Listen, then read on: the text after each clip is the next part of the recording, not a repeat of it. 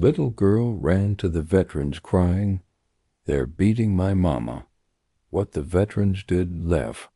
The morning light broke across the Montana plains like a quiet hymn to freedom. Chrome motorcycles lined the gravel lot outside a rustic diner, each one polished like a soldier's medal. Steam rose from coffee cups as the veterans laughed, swapping stories that lived somewhere between memory and myth. An American flag rippled gently beside the diner, its red and white stripes catching the cool autumn wind. The world felt peaceful, simple, as if the whole town had taken a breath before the day began.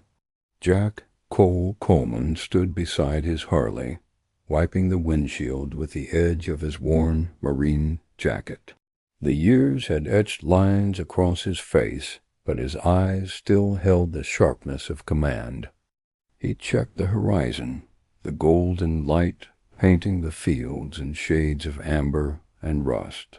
Around him the others prepared for the ride, men with leather vests, silver hair, and stories they rarely told aloud. To them this wasn't just a charity ride. It was a promise to keep serving in the only way they knew how. Bear Jenkins, a mountain of a man with a beard that looked carved from the Rockies, handed Jack a cup of coffee. "Same route as last year, Sarge?" he asked, grinning under his aviator shades. Jack nodded. "Bridge, highway, loop back through town. We'll be back before supper." The men chuckled, the sound deep and familiar, like the echo of engines from wars long past. It wasn't about the miles. It was about the brotherhood that carried them through them. A few townsfolk waved from their cars, recognizing the veterans' patches and flags. Children pointed as engines rumbled to life, the air trembling with a chorus of horsepower and pride. One boy shouted, "Thank you, soldiers," his small voice swallowed by the sound of thunder. Jack smiled faintly, but said nothing, the compliment landing somewhere deep and heavy in his chest. In silence he mounted his bike, leather gloves tightening on the handles. The morning sun rose higher, throwing long shadows across the asphalt.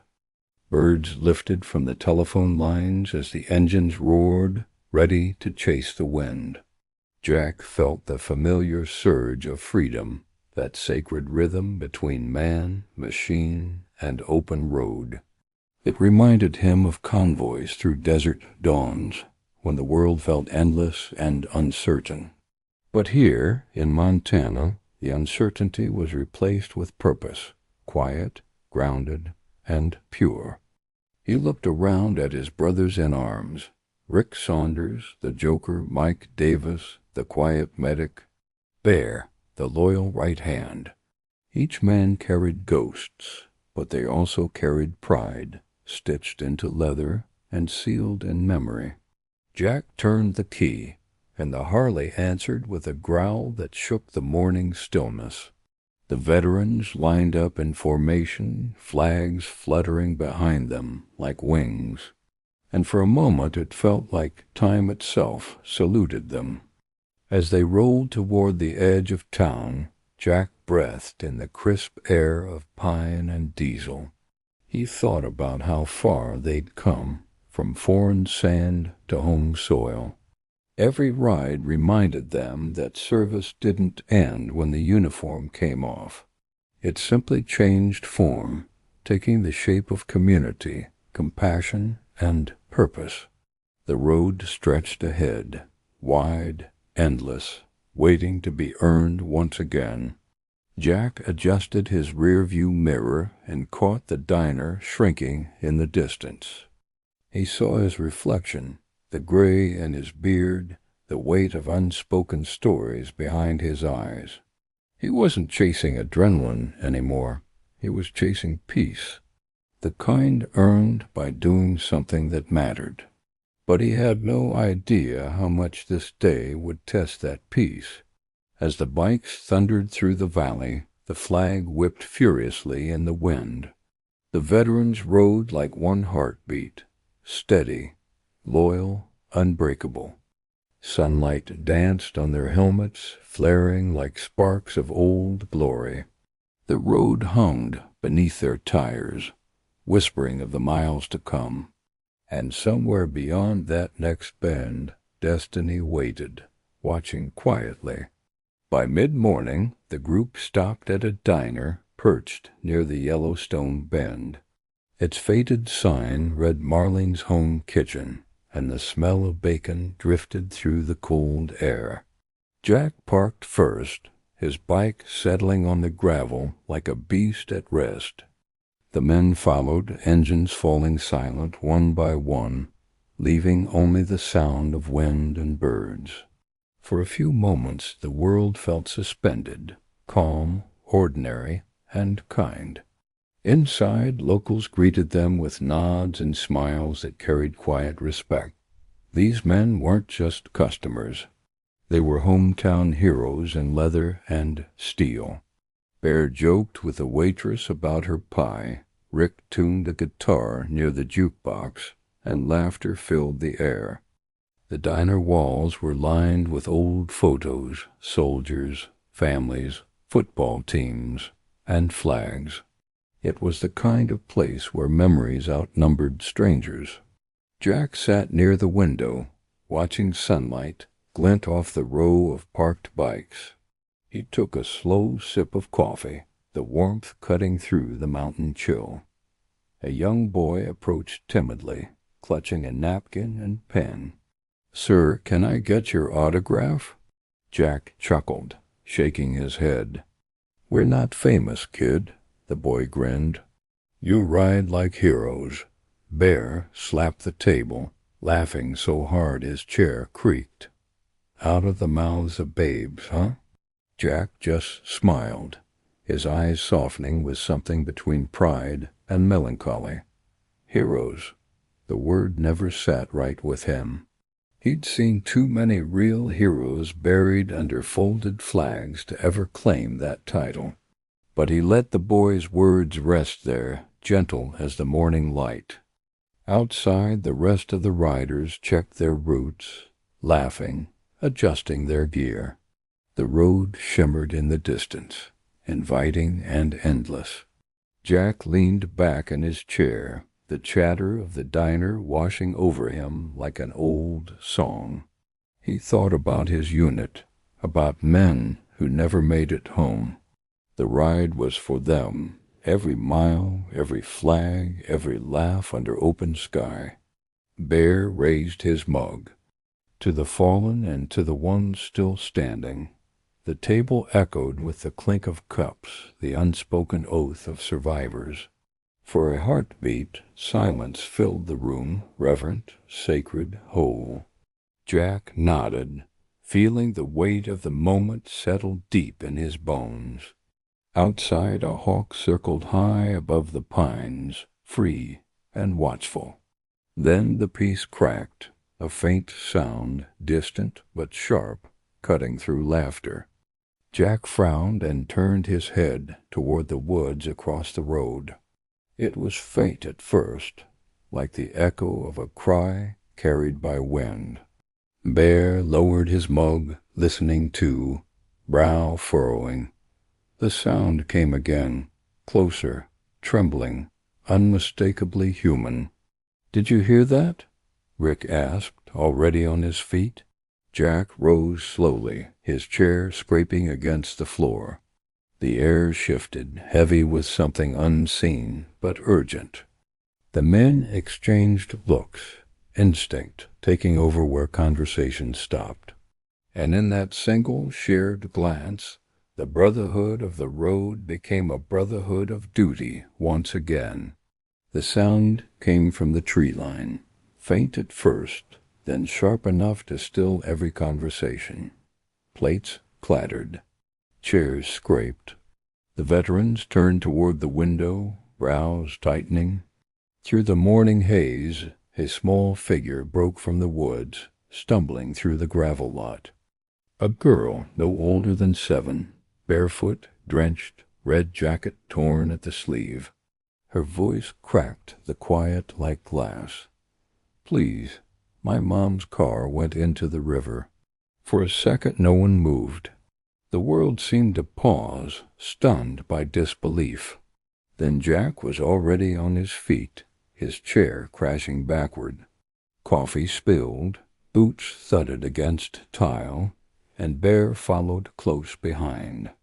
By the time they burst through the diner doors, the girl had collapsed onto her knees, shaking. Jack knelt before her, his voice steady but low, like a father calming a storm. "Hey, sweetheart," he said, brushing mud from her hair. "What's your name?"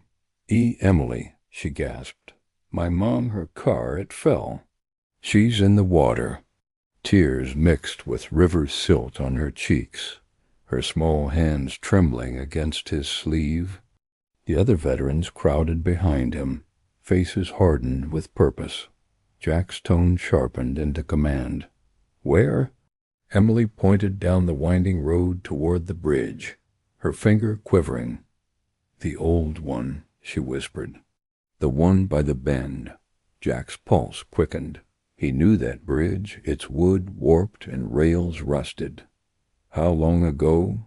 he asked. "Just now," she cried. "She's still in there." The air filled with urgency. Every second stretched like a lifetime. Bear gripped Jack's shoulder. "We going, Sarge?" Jack met his eyes, no words needed. "We're going." He turned to the others. "Rick, call 911. Mike, block the road. Everyone else, bikes now." Engines roared to life before the last order left his mouth. Jack lifted Emily gently, setting her near the diner steps. "Stay here, honey. We'll bring her back." The girl clutched his sleeve, eyes wide with desperate hope. "Promise?" He held her gaze, steady, soldier-strong. "Promise." For a moment the world narrowed to that single vow. Then Jack swung on to his Harley, wind catching the edge of his jacket, and with a thunder of engines, the Brotherhood rode into the unknown. Dust rose behind them like a storm chasing mercy. Cars pulled aside, horns blared, flags whipped in the wind. Emily's cries faded into the distance, swallowed by the sound of engines. The veterans leaned low, racing toward the bridge as if time itself were the enemy. And in that moment, the ride for charity became a ride for life. The old wooden bridge came into view, a crooked line across a roaring stretch of the Yellowstone River. Jack's eyes scanned the scene in an instant. Tire marks veering, guardrails splintered, and below, silver glint of metal. A sedan half submerged in the current, branches clawing at it as the river foamed around. Through the windshield, a faint movement. A hand slapping weakly against glass. "Still alive?" Jack muttered. "We're not too late." He threw the kickstand down and ripped off his gloves, adrenaline turning every heartbeat electric. Bear grabbed a rope from his saddlebag, tying it to the railing with practiced speed. Rick's voice cracked over the wind. "Ems is 5 minutes out. Then we've got 4 to save her." Jack snapped back, pulling off his jacket. The faded Marine Corps tattoo on his arm caught the gray light like a scar reborn. The first step into the river hit, like ice and memory combined. Cold bit through denim and muscle, turning breath to fire in his chest. The current pulled, wild and merciless, but Jack pushed forward anyway. He heard Bear shouting behind him, rope tightening around his waist. Every sense screamed to stop, but the cry of a child echoed louder. He reached the car, the water rising to his neck, visibility near zero. Inside, the woman, Sarah, pounded the window, eyes wide with terror. Jack braced himself and slammed his elbow into the glass once, twice. Then it gave. The river swallowed them both in a rush of black water and shattered safety glass. Somewhere in the chaos he felt Bear's grip tighten on the rope, anchoring him to life. Sarah's seatbelt jammed, trapping her against the current. Jack's fingers fumbled, numb from cold, blood mixing with the water. For a moment his vision blurred, flashes of Iraq, of men he'd lost, of smoke and screams. Not again, he thought. Not this time. With a final surge, the buckle snapped free. He pulled Sarah out through the broken window, lungs burning for air. The two bodies surfaced together, gasping under the gray sky. Bear waded toward them, shouting through the wind, "I got her." They dragged her to the muddy bank, collapsing beside her as the rope went slack. Jack rolled her onto her back, pressing his hands against her chest. "Come on, ma'am," he said through chattering teeth. "Don't quit on me." He counted compressions, steady, relentless, each one a defiance against the cold. Nothing. Then a cough, a sputter. Water burst from her lips. Her chest rose weakly. A fragile breath of life returned. Jack fell back, gasping, his breath fogging into the bitter air. Bear dropped to his knees beside him, grinning through tears and mud. "Hell of a thing, Sarge," he said, voice shaking. "Hell of a thing." Jack looked at the unconscious woman, then up toward the road where Emily would soon appear. His body trembled, but his voice stayed firm. "She's alive. That's what matters." And somewhere in that frozen dawn the war inside him eased, just a little. Engines screamed down the two-lane highway, the veterans leaning into the wind like arrows loosed from a bow. Fields of gold blurred into streaks, fence posts ticking past like a drumbeat of urgency. Jack rode point, eyes locked on the ribbon of road unspooling toward the river bend. In his mirrors, flags snapped hard, red and white, slashing across the sky. Somewhere ahead, time was running out, cold and merciless as mountain water. Rick's voice crackled through a shared headset. "Dispatch confirms medics 5 to 7 out." "Copy," Jack answered, jaw set. "We're the hands on scene till then." He shifted up, feeling the Harley surge like a living thing beneath him. Bear closed the gap to Jack's flank, rope and first aid kit strapped to his saddlebag. No one spoke after that. The mission made its own silent orders. They blew past a pickup that had pulled to the shoulder, the driver waving them through. A woman outside the feed store pressed her hands together as if in prayer.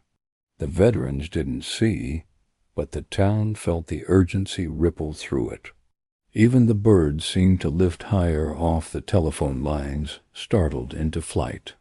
The road gathered them into a single purpose and refused to let go. Jack scanned the landscape as it tightened into a funnel toward the river. The smell changed first, pine giving way to wet stone and silt. A wind gust rolled off the canyon, cold enough to bite through leather. He tasted metal on the air, the kind that lives near old bridges. Every sense told him they were closing on the moment that would matter. "Bear," Jack said, "we do this by the book. Anchor, approach, extraction." "Roger that, Sarge," came the answer, steady as bedrock. "Rick, roadblock set. I'll flag M's to the east approach."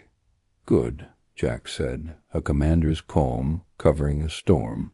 Keep that pathway clean.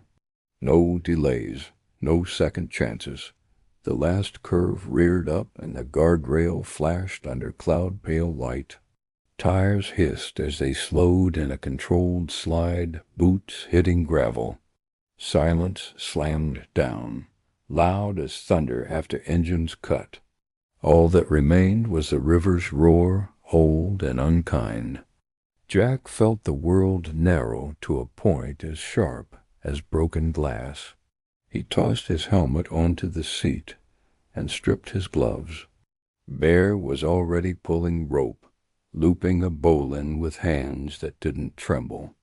Mike jogged the shoulder, scanning for safer ingress and egress. They moved like a unit because they were one, once in uniform, always in vow. Duty had kept its address in their bones, and it had just called them home. Jack looked down the embankment where the brush thinned. A slide path scarred the grass, dragged dirt pointing toward the river's teeth. The incline was steep, but passable if they picked each foothold carefully. "Anchor line here," Jack said, tapping a stout post with his boot. Bear nodded, cinching the rope until it sang with tension. The wind gusted again, throwing a cold hand across Jack's face. He remembered deserts where heat pushed from the ground like breath. Different weather, same calculus. Person in danger, seconds evaporating.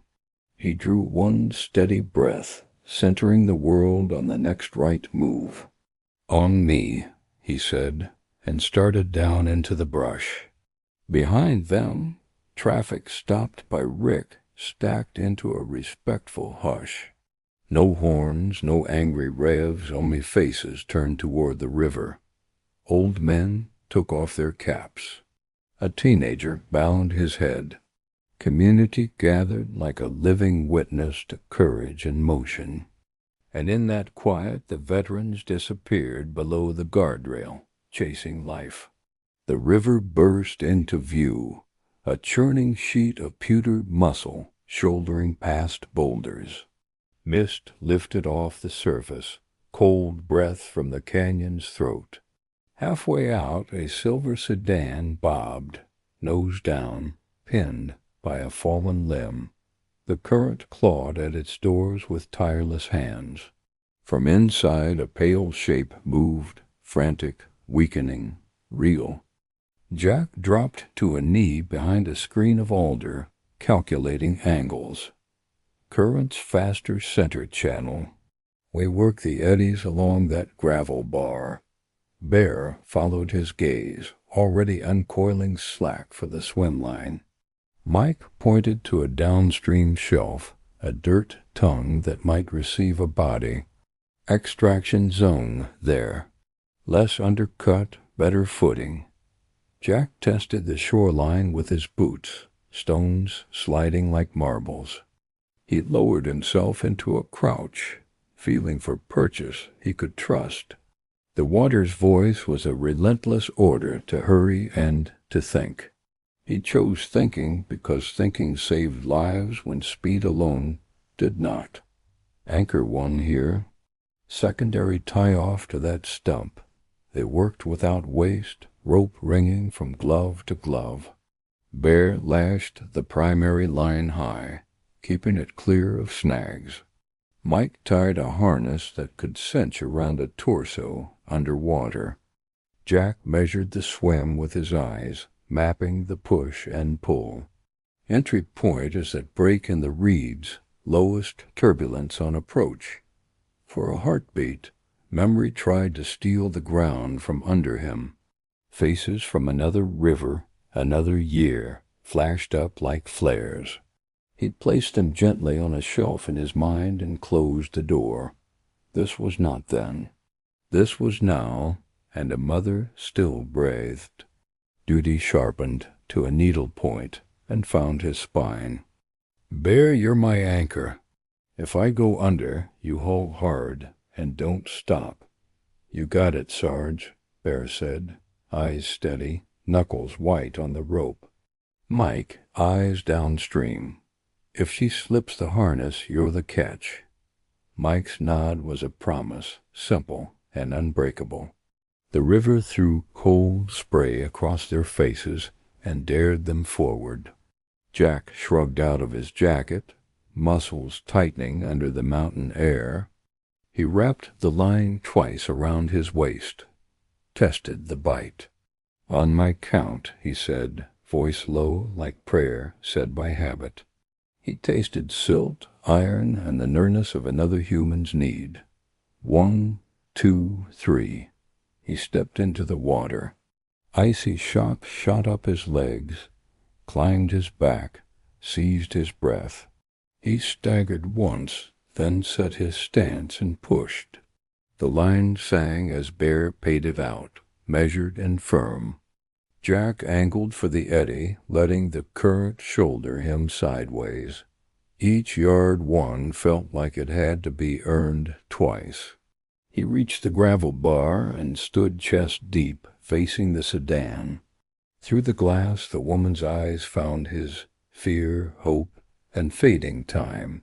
He raised a hand, palm out. "I see you. I'm here."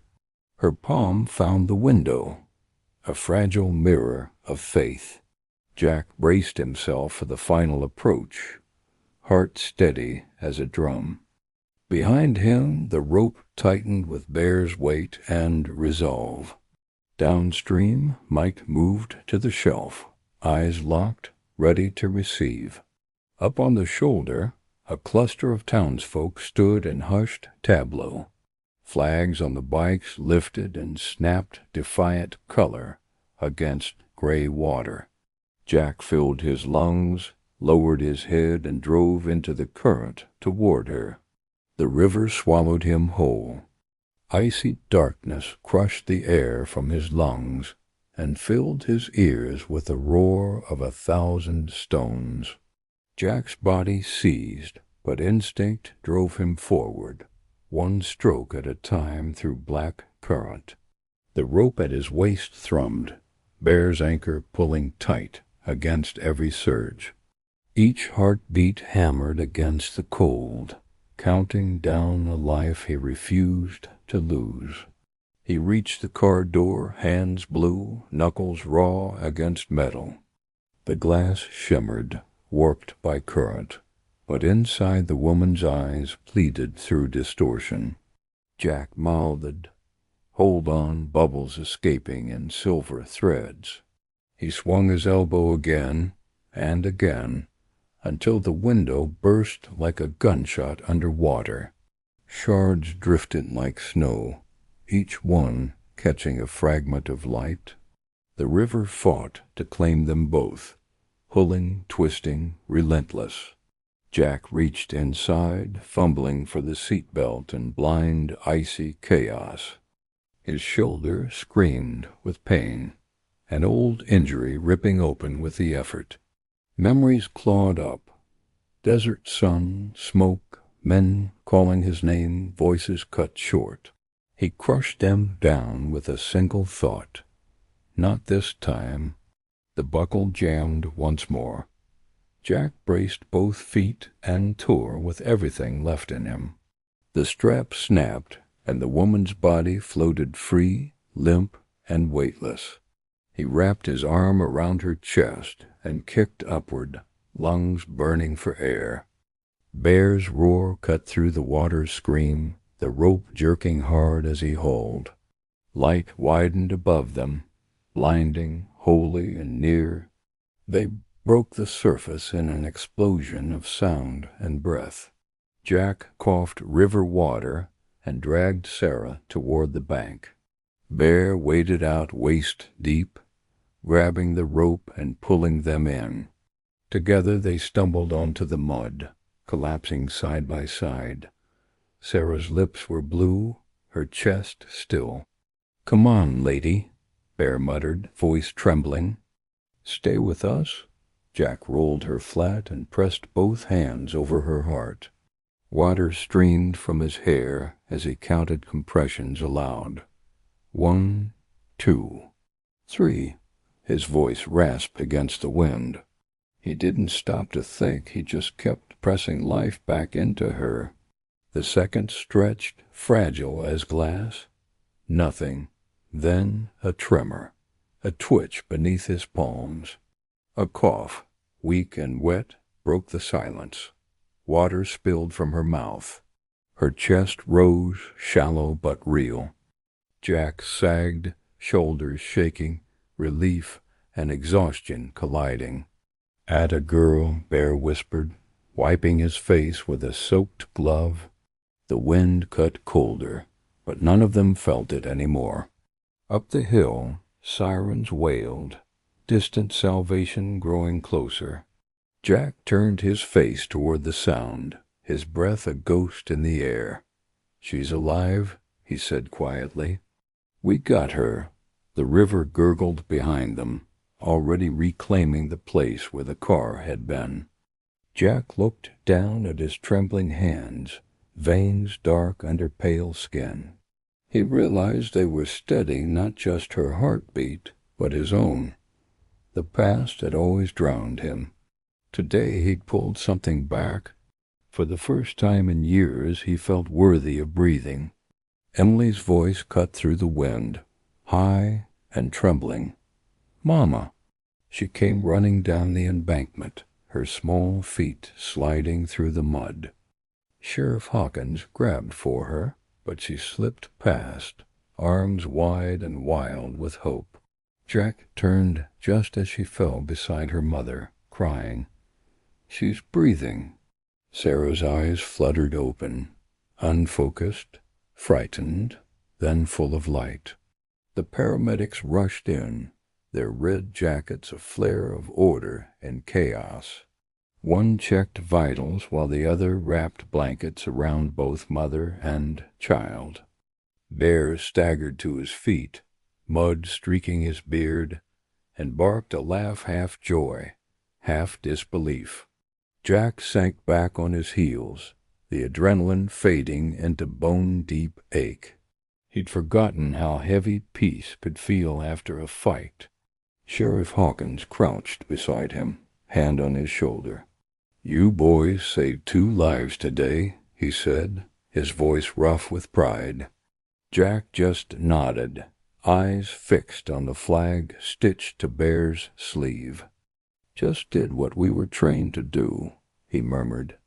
Hawkins smiled. "That's what makes you different. You never stopped serving." The wind shifted, carrying the smell of wet pine and gasoline. Behind them, the wreck sank lower, swallowed by the cold current. The flag on Bear's bike whipped in defiance, colors bright against gray sky. Reporters would write headlines, but the truth was simpler than words. This was not a rescue. It was redemption. As Sarah was lifted onto the stretcher, Emily wouldn't let go of Jack's jacket. Her fingers gripped the marine patch like it was the only solid thing in the world. Jack smiled gently and placed her hand over her mother's. "She's safe now, sweetheart."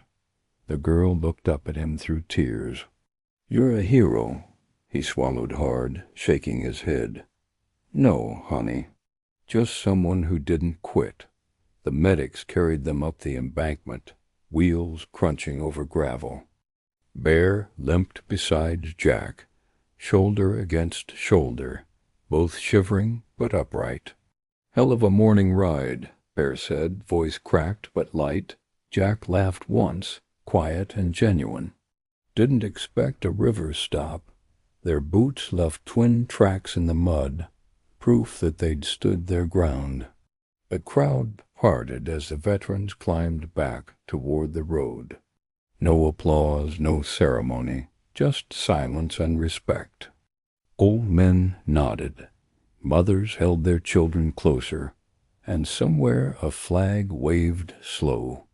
Jack raised his hand in tired salute to no one in particular, maybe to the country, maybe to the moment, maybe to the ghosts finally at rest. At the top, Rick and Mike waited beside the bikes, eyes red from cold and something more. Em's taking them to St. Helena's, Rick said. They'll be okay? Jack nodded, rubbing his shoulder where pain had begun to bloom again. Good, he whispered. That's all we came for. The others stood in a quiet circle, engines idling low like a heartbeat. The sheriff called out, "You fellas need to see a doctor, too." Jack gave a tired half-smile. Later, he looked back down the hill where the river ran on without apology. It no longer looked cruel, just honest. And for the first time, that honesty didn't hurt. The river calmed as sirens faded into the distance. Steam rose from the veterans' jackets, ghostly in the cold air. No one spoke. Only the sound of the current filled the silence. Jack stood apart, hands on his knees, watching the ambulance lights disappear around the bend. For the first time in years, his heart felt quiet. Bear broke the silence with a shaky laugh. "You still got it, Sarge." Jack smiled faintly, breath fogging as he straightened. Didn't have a choice. The truth was simpler. Instinct never left, not when it came to saving someone. He glanced down at his shoulder, blood soaking through torn fabric, throbbing steady. He ignored it. Pain was part of the uniform, even when the uniform was gone. Sheriff Hawkins approached, hat in hand, boots sinking into the wet earth. "Boys," he said softly, "I don't think I've ever seen anything like that." Jack just shook his head. "You would have done the same." "Maybe," the sheriff said, "but I'd like to think courage looks a lot like what I just saw." He reached out, shook Jack's hand firmly, not as a lawman, but as a brother. A faint breeze carried the smell of pine and diesel from the idling bikes. Above them, the flag on Bear's Harley flapped hard, snapping with defiance. It drew everyone's eyes upward, red, white, and blue, against a gray sky. Bear lifted 2 fingers in salute. Jack followed without thinking. For a heartbeat, it felt like every veteran there stood at attention again. Emily watched from the back of the ambulance, a blanket around her shoulders. Her small hand rose, waving to them as the doors closed. Jack lifted his chin, returning the wave with quiet resolve. She didn't know it yet, but she'd reminded him what duty truly meant. Sometimes the bravest voices come from the smallest hearts. The sheriff gave a nod. "Town's going to hear about this by sunset." Jack sighed, glancing toward the highway. "They'll turn it into a story." Bear chuckled. "Ain't that what it was?" Jack smiled tiredly. "Yeah, but not ours to tell." He turned toward the horizon, where sunlight broke through clouds like grace. The men climbed the hill slowly, boots sinking deep into soft earth.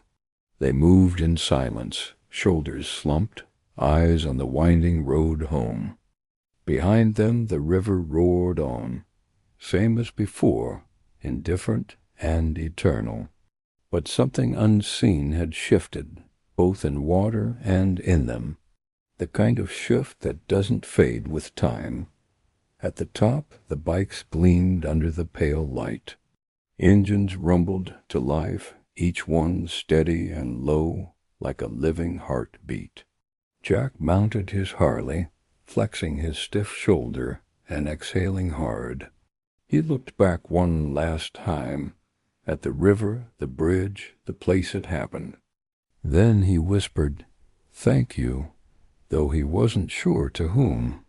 As they rode back toward town, the wind carried the faint smell of rain.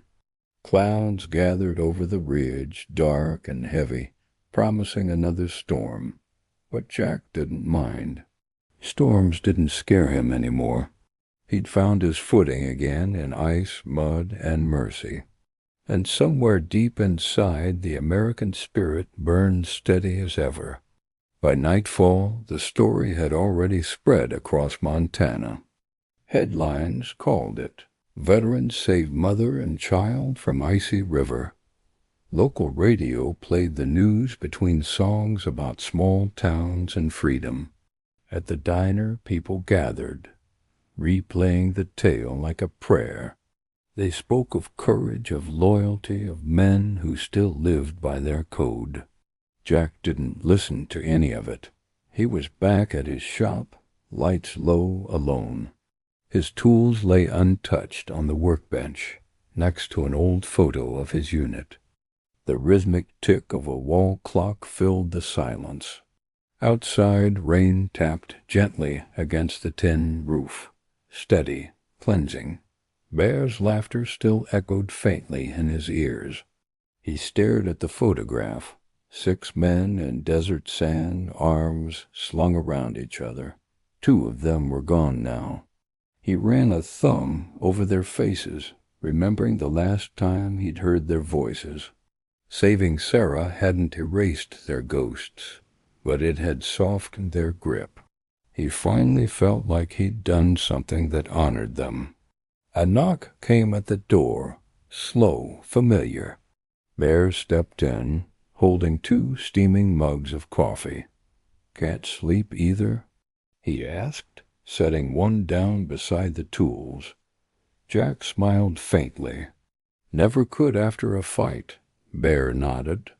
"Funny how peace can keep you awake." They sat in quiet for a while, the sound of rain their only companion. Bear finally spoke, voice low. "Town's planning something tomorrow. A little thank you thing." Jack sighed. "You know I hate that attention." "I know," Bear said, sipping his coffee. "But maybe it ain't about you. Maybe it's about what people need to remember." Jack didn't argue, because deep down he knew Bear was right. Morning came soft and gray. Jack rode through town, the scent of wet pavement hanging in the air. Flags hung from porches, and folks waved from sidewalks. No fanfare, no speeches, just nods of gratitude and quiet smiles. The kind of thanks that doesn't need words. He pulled up to the diner, now draped in red, white, and blue bunting. A small chalkboard near the door read, "Thank you to our hometown heroes." Inside, Sheriff Hawkins handed him a folded newspaper with his picture on it. Jack chuckled under his breath. "Didn't sign up for fame," Hawkins grinned. "Didn't have to. You earned it anyway." Bear joined him at the counter, slapping his shoulder gently. "Town's talking about macking the ride annual, calling it the River Run." Jack tilted his head, a smile breaking slow and genuine. "Not bad," he said. "But only if there's pie at the finish line." The sheriff laughed, lifting his mug in agreement. Jack glanced out the window where the rain had stopped. The flag outside the diner waved softly, calm after the storm. He felt the weight of the day lift, replaced by something lighter, belonging. For once, the road didn't feel like escape. It felt like home, and in that peace he finally allowed himself to rest. That night the town slept, but Jack didn't. The glow from a single lamp cast long shadows across his garage. Tools hung neatly on the wall, the smell of oil and dust thick in the air. He sat on a stool, elbows on his knees, staring at an old photograph. In it, 6 young Marines smiled against a backdrop of sand and sky. 2 of them had never made it home. He traced their faces with a grease-stained thumb, the memories alive beneath his skin. He remembered the chaos, the smoke, the radio static filled with names that went unanswered. For years, guilt had sat heavy on his chest, the kind that no metal could lighten. But tonight, the weight shifted just enough to let him breathe. He leaned back, the stool creaking under his tired frame. The smell of wet earth drifted through the open window, the same scent from the riverbank. It reminded him that life had given him another chance to serve, even without a uniform. Saving Sarah hadn't changed the past, but it had rewritten what came next. For the first time, the word hero didn't feel like a wound. Bear's voice came faintly through his phone on the workbench. "Still awake, Sarge?" Jack smiled. "Guess old habits die hard. Got a surprise for you tomorrow," Bear said. "Bring your hammer." Jack laughed, the sound rusty but real. Now that's trouble. When the call ended, the garage fell silent again. Jack set the photo back on the shelf beside a folded flag. His reflection in the glass looked older, but lighter, as if the years had finally loosened their grip. He flexed his shoulder, wincing, the pain sharp but honest. Some scars don't fade, they just stop owning you. He turned off the light, stepping out into the cool Montana night. The stars above spread wide and endless, the same ones he'd seen from foreign deserts, but they felt closer here, like home. He stood in the quiet, hands in his jacket pockets, watching his breath fog in the dark. And for the first time in a long time, he whispered a prayer, not for the fallen, but for the living. The next morning, Bear's truck rumbled up Jack's driveway before the sun had cleared the hills. In the back, lumber stacked high, a cooler of coffee perched on top. Bear climbed out, grin wide as ever. "Rise and shine, soldier. We got a mission." Jack rubbed his eyes, half amused, half curious. "What kind of mission?" "The building kind," Bear said. "Sarah's porch is gone." "We're fixing that." By mid-morning, the veterans had gathered outside Sarah's modest wooden house. The flood had left scars, mud-stained siding, broken steps, debris in the yard. But the sky was clear, and the air carried that clean, hopeful scent after rain. Neighbors arrived with toolboxes and casseroles, kids running through puddles with laughter. For once, the sound of hammers replaced the echo of engines. Jack knelt beside the first plank, measuring twice before cutting. His shoulder protested, but he ignored it. Service had never been about comfort. Bear worked beside him, humming an old country tune. Rick and Mike set up sawhorses while the sheriff unloaded nails. It wasn't a charity project. It was a community revival. Sarah stepped onto the lawn, her arm in a sling, eyes wide with disbelief. "You don't have to do this," she said softly. "You've already done enough." Jack looked up, smiling through sweat and sawdust. "Ma'am, this is what we fought for. Neighbors helping neighbors." Tears welled in her eyes, her lips trembling as she nodded. Emily hugged her leg, watching the men work like it was the most natural thing in the world. The sun climbed higher, baking the mud into dust. Laughter rose with the sound of nails and wood, a rhythm of purpose and pride. Someone fired up a grill, kids handed out lemonade, and the air filled with the smell of burgers and hope. Jack's shoulder ached worse with every swing, but he wouldn't stop. He'd carried pain before. This one came with meaning. By late afternoon, the porch had shape, sturdy, proud, standing where the wreckage once was. Sarah brought out sandwiches, her smile growing wider with each passing hour. Emily painted a small heart on one of the corner posts, the color bright against the fresh pine. Bear pointed at it and said, "Every fortress needs love at the gate." Everyone laughed, the kind of laughter that stays long after the day ends. As evening settled, they gathered to admire the work. The porch glowed under the soft amber light of dusk. Jack wiped his brow, exhaustion settling in like a blanket. "Looks good," Bear said. "Almost too good to be ours," Jack grinned. "Don't get used to it. We still gotta raise the flag tomorrow." When the others left, Jack lingered behind, leaning on the new railing. He looked out over the quiet street, the sound of crickets mixing with distant thunder. The wood creaked beneath his boots, strong, clean, alive.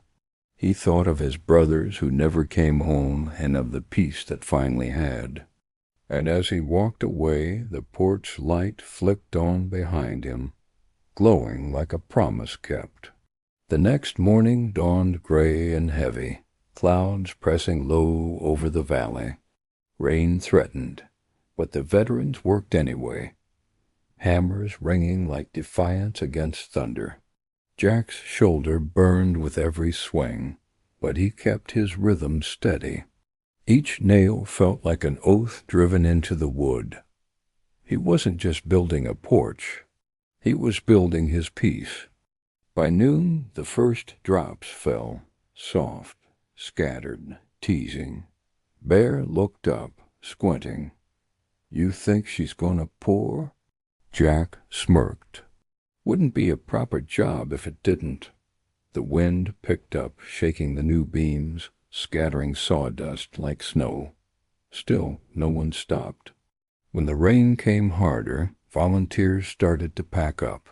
Neighbors ran for cover, kids squealing as thunder rolled overhead. Sarah stood in the doorway, calling out, "You can finish tomorrow." But Jack shook his head, water streaming from his hair. "Tomorrow ain't promised," he said. "We finish now." Bear grinned under the downpour, rain matting his beard. "Then let's finish it right."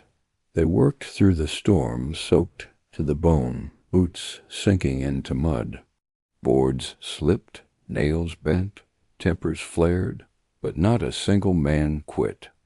Lightning flashed across the sky, illuminating their silhouettes against the half-built porch.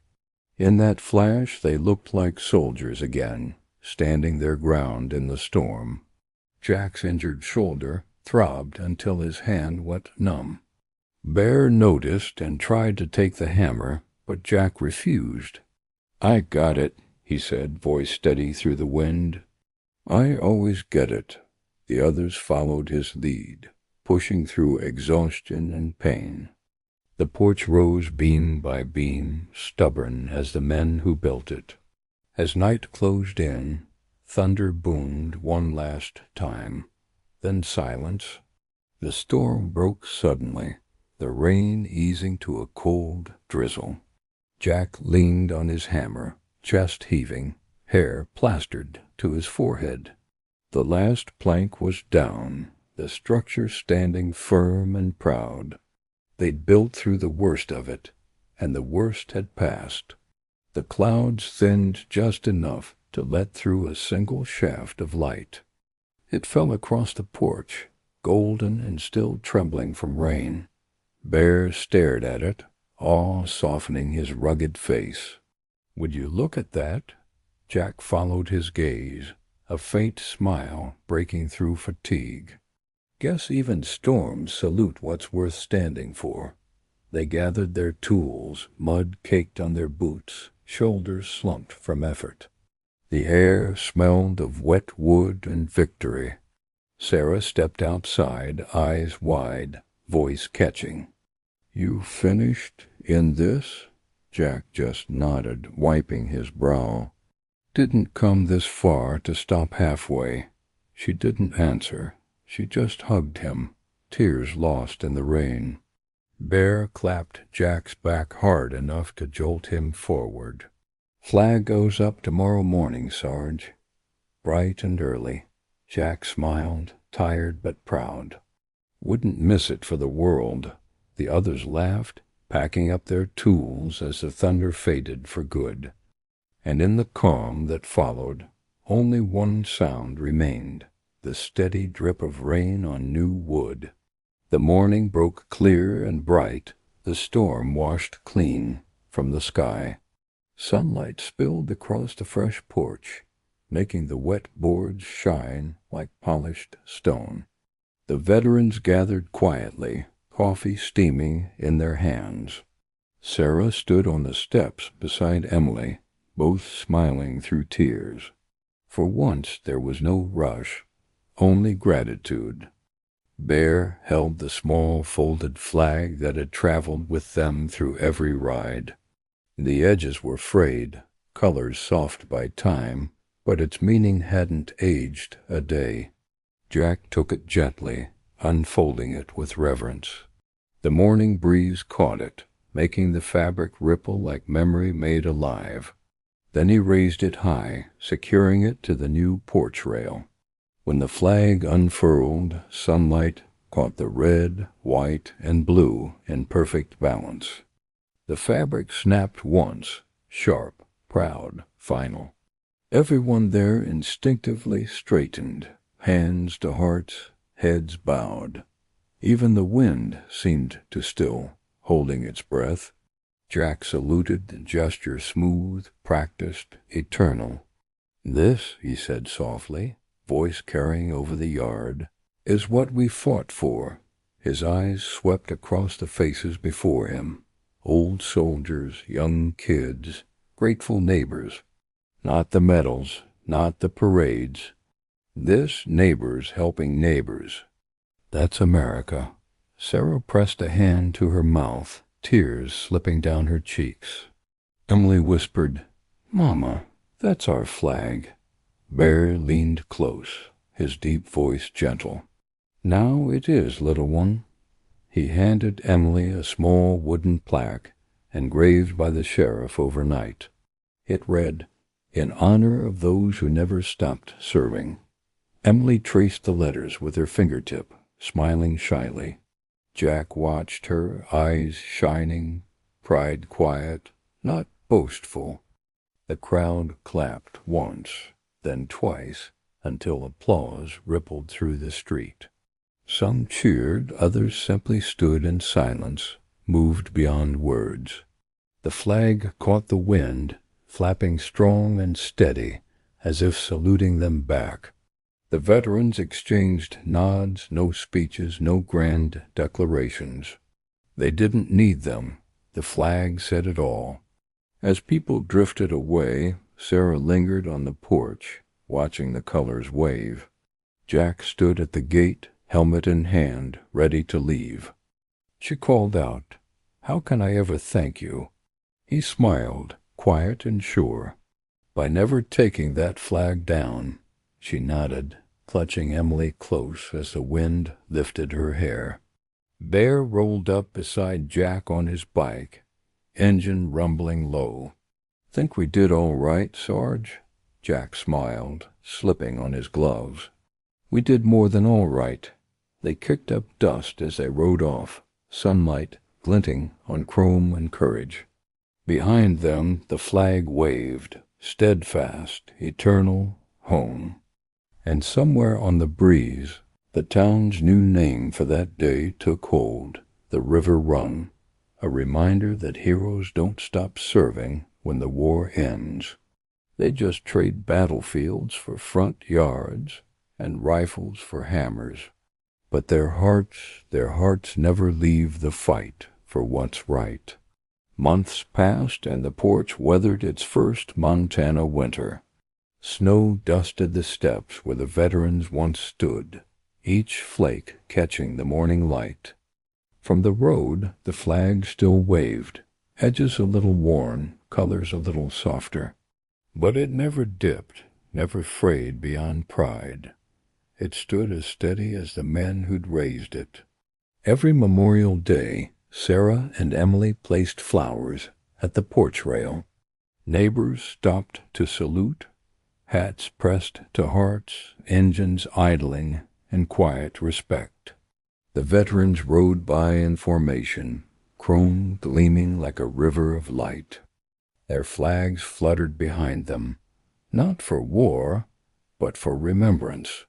And every time they passed, Jack slowed just a little, eyes fixed on that house. Sarah always waved, her smile carrying through the spring air. Emily would run to the gate holding a small handmade sign. "Thank you, heroes." Jack never stopped long. He didn't need to. The porch, the family, the flag, they were proof enough. Proof that the American spirit could rebuild what life tried to wash away.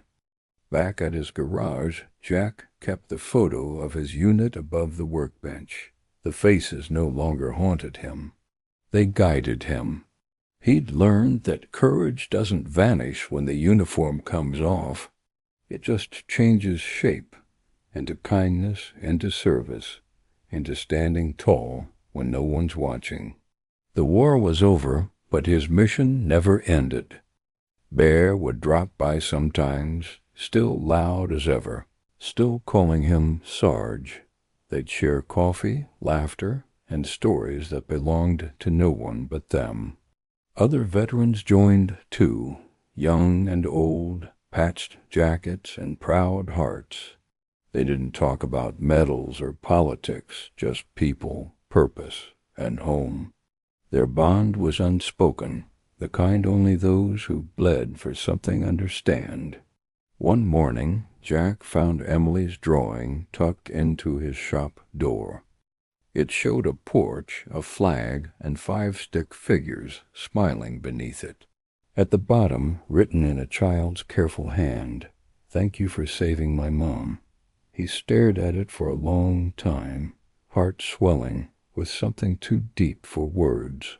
He pinned it beside the photo of his brothers, past and present, side by side. The town changed over time, but the story never faded. Visitors would stop at Sarah's porch, reading the plaque on the railing. In honor of those who never stopped serving. Some cried, some saluted, all walked away a little different. Because courage once seen is never forgotten. Jack aged as all men do, but his back stayed straight, his handshake strong.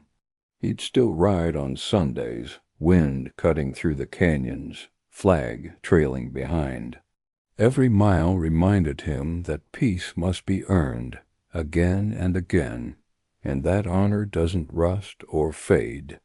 It endures in the small, unseen things, like a porch built in the rain or a promise kept to a child. When he passed the house one quiet evening, the flag caught the sunset just right. It glowed like fire and memory, rippling in gold and red light. He smiled, tipping his head, whispering, "Still flying, huh?" The wind answered in soft applause through the pines. Some legacies don't shout, they simply keep standing. Even after the battlefield, a true American hero never stops serving. Courage isn't in medals, it's in compassion, in community, in doing what's right when it's hard. Jack's story reminds us that the American spirit lives in every act of kindness that refuses to fall. Have you or someone you love ever had to prove people wrong because of prejudice, or stand tall for what's right even when no one was watching? Tell us your story in the comments. Your voice keeps the flag of courage flying high.